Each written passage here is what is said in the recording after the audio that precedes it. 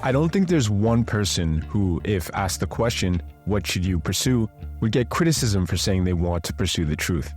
But this is a very blanket statement, and I'm willing to bet if you were to walk down the street and ask 100 people what truth is, at best you get many different definitions. At worst, people would probably twist what they define as truth to conflate their own biases. See, what blurs the lines even more is that sometimes false information can be even more advantageous than the truth, even in evolution. Take the common misconception that porcupines shoot their quills. Despite being debunked, it's still something that some people believe. Why? Well, of course there are many different reasons, but from an evolutionary perspective, those who internalized and genuinely believed in such misinformation probably fared better in survival, which is what I want to talk about today: how evolution blurs perception, specifically by being erroneous in detail but right in pattern. See, one good aspect of traditions is that they carry ancestral wisdom, but at the same time, because of the limited knowledge humans possessed in the past, they're almost certain to be incomplete and sometimes just completely false. So much so that they may not be able to address modern questions. Take malaria as another example. Malaria in direct translation means bad air, and ancestrally it was used to designate a region one should avoid if they didn't want to end up dead. So technically it was true because it helped one avoid the regions that would lead to unwanted consequences. But today, we know that malaria is not the result of breathing in toxic fumes. It is the result of the mosquitoes that inhabit those specific regions, which means the origins of malaria were again right in pattern but wrong in detail. Selection as a process doesn't care about why you do something, it cares about what you do. Effectively, this means truth can be divided into two different types: the truth that manifests itself in the manner in which you act, and the truth that manifests itself as a representation of the objective world. The first one, people's truths, serve tool-like functions and are often used to guide action, while objective truth is descriptive in nature. In the best of circumstances, they align, but usually we're just not capable of doing that, even though objective truth is probably what most of us are aiming for. And that's primarily because a misconception can keep you alive, long before an explanation for why can explain how. As another example, it was thought throughout history that pigs shouldn't be eaten, mainly because they have unclean lifestyles and the habits of a dirt dweller. But it wasn't until hundreds of years later that it was discovered pigs are susceptible to a parasite called trichinosis, which can be deadly even in humans. So the point is, evolution encodes for what you do, not why you do it. And if any species was held from making a decision until they were able to explain the literal underpinnings of what is involved, they'd likely face extinction before reaching a sound decision. On top of that, objective truth is often interpreted in many ways, which is why truth is so hard to understand. A fact can have multiple different ways of being viewed and understood. And I think this can apply to many of the problems we're facing today, especially when it comes to things like tribalism. Civilization and how it's run should be built on what is objectively true. But at the same time, we have to realize that we don't really know everything that is objectively true. And so there is some wisdom passed down ancestrally that we can't really ignore because it may be aiding us in some way and we just don't know how yet.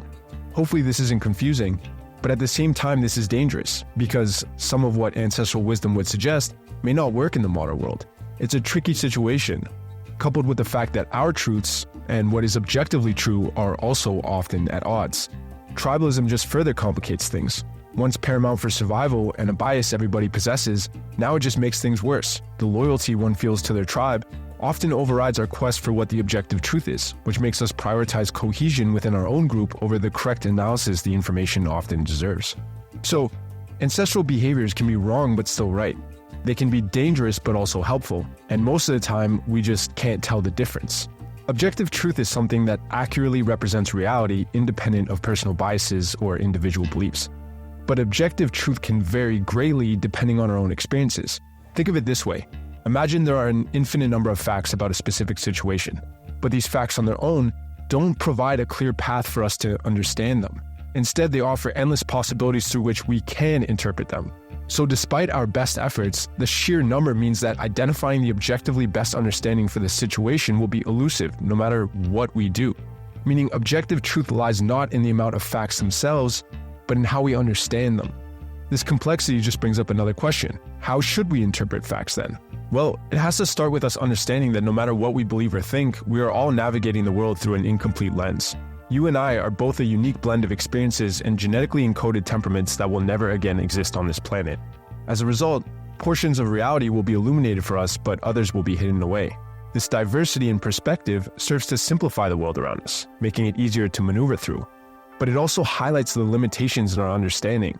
You will be blind to some of the things that are inherent truths to me, and I will be blind to some of the things that are inherent truths to you.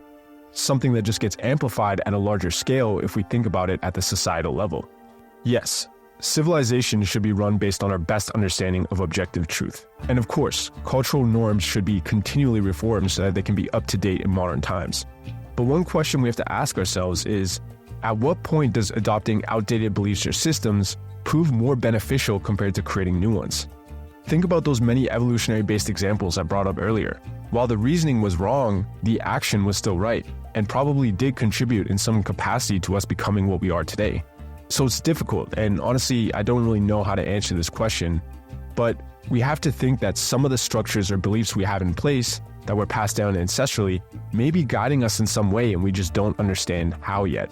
Throughout history, the selection processes that aid evolution would naturally take care of this. It didn't matter if it was false if it kept you alive. The beliefs persisted.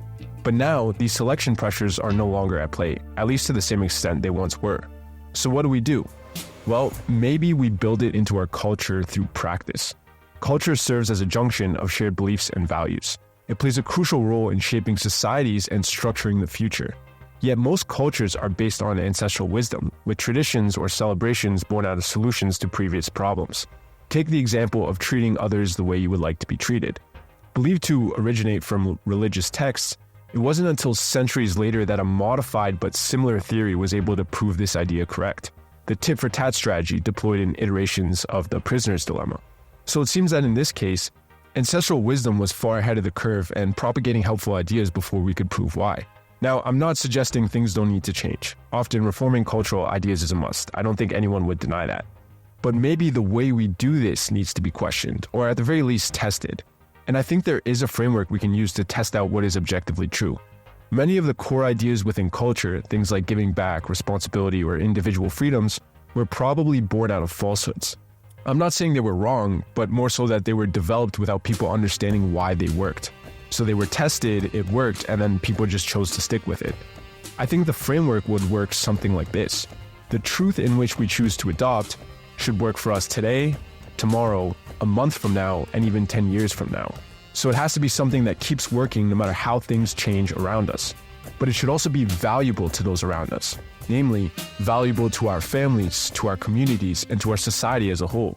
So maybe the solution to aligning our truth with what is objectively true is to put it into practice, to test out our ideas and see if they stand the test of time, while realizing ancestral ideas can be guiding but should also be continually tested. So if reform is necessary, we can do it. And maybe in doing so, a deeper understanding of truth from many different subjective experiences can unite us in working towards a common goal. Until next time.